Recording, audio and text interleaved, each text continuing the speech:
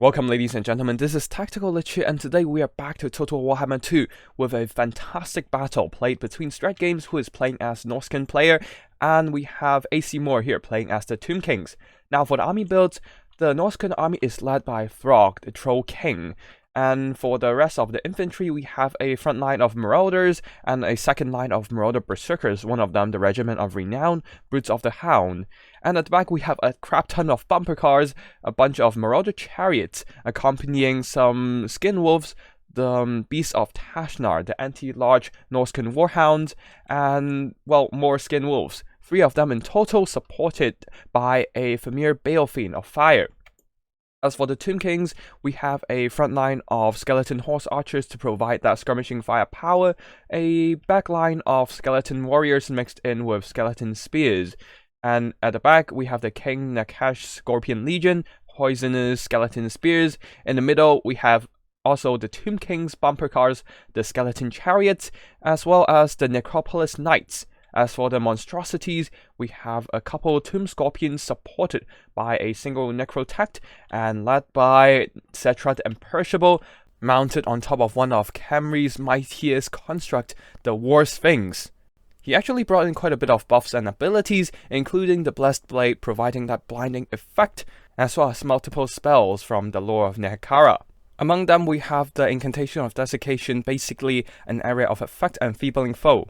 And also the Incantation of Protection, providing extra physical resistance, as well as the Incantation of Cursed Blade. And that's basically it for the army builds. Let's get the battle started and get the show on the road.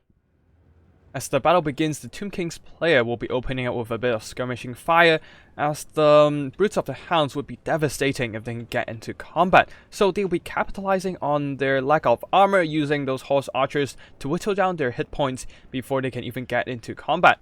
While the Marauders, seeing this, will be charging forward, trying to push back all these skirmish firepower and engage into melee combat against all these skeletons, as the chariots will be plunging themselves straight into combat into the ranks of all these skeletons, attracting the attention of a bunch of Necropolis Knights and single entities from the Tomb King's army, blobbing up an entire force of Tomb King's forces, while the Marauders charging forward and the Beasts of Tashnar as well as the Skin Wolves will be charging into combat as well, using their anti-large attacks to tie down all the single entities and large units.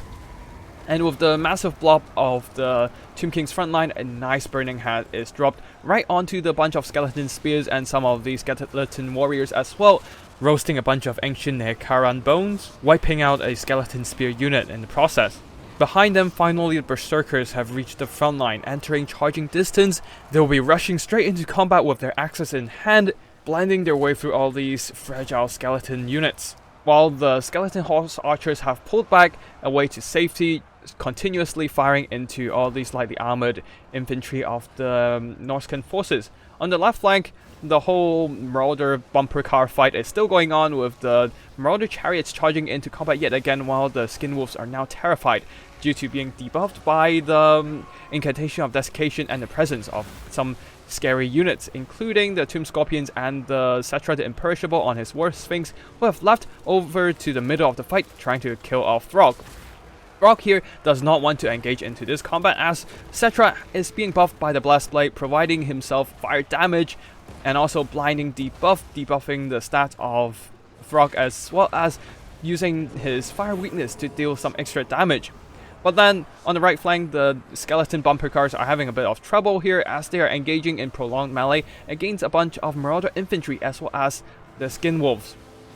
The anti-large attacks on the Skin Wolves will be a huge trouble on these skeleton chariots, and the Marauder infantry are no slouch in combat even against the anti-infantry bonuses of the chariots, as their physical resistance provided by that Berserk ability and extra leadership helps them hold extra long in combat despite being recharged by a bunch of skeleton horse archers.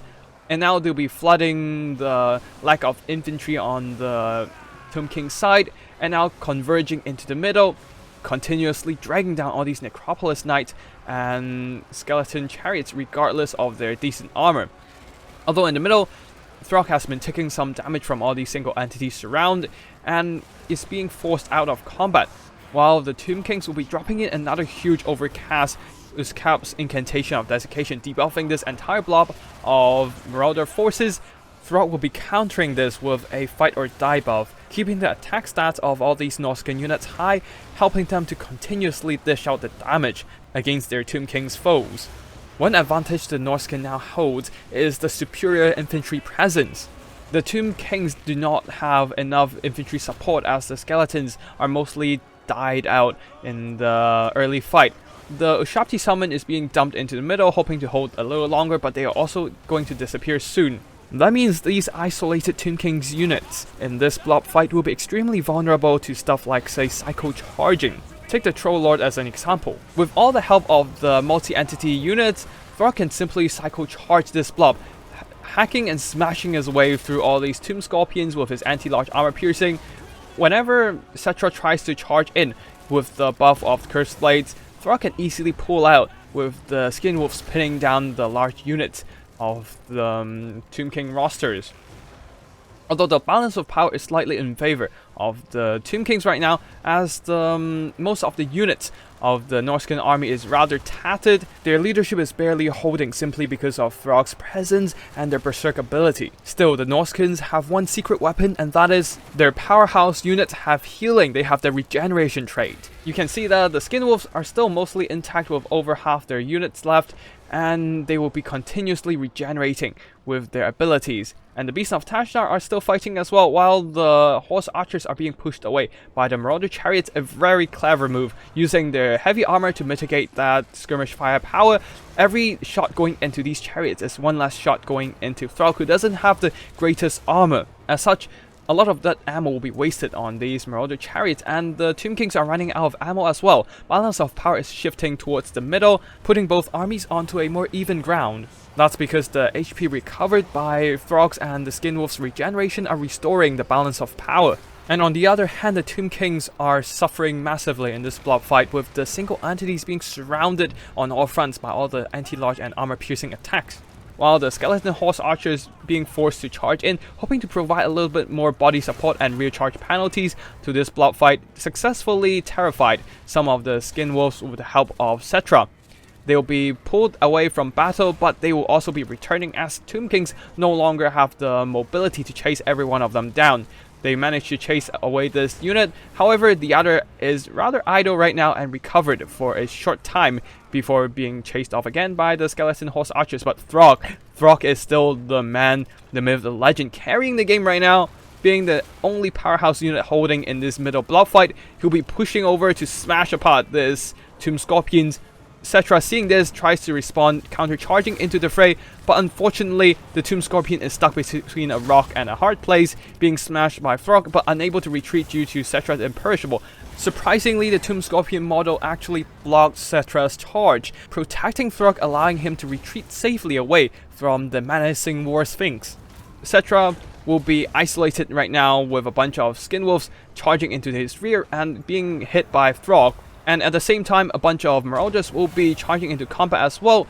The Skin Wolves and the other supporting units will be distracting Cetra from hitting Throgg, allowing Throgg to keep swinging his big old club, smashing Cetra's War Sphinx from behind, when the big cat's attention is still on the Marauders, which is a huge problem of Cetra right now, because he needs to focus down Throgg, and if he can actually finish this off Throgg, the Tomb Kings might actually turn the table with the War Sphinx terror. But unfortunately, Cetra is still busy hitting a bunch of Skin Wolves, exposing his rear to the Troll King, allowing Throgg to go on a smashing rampage.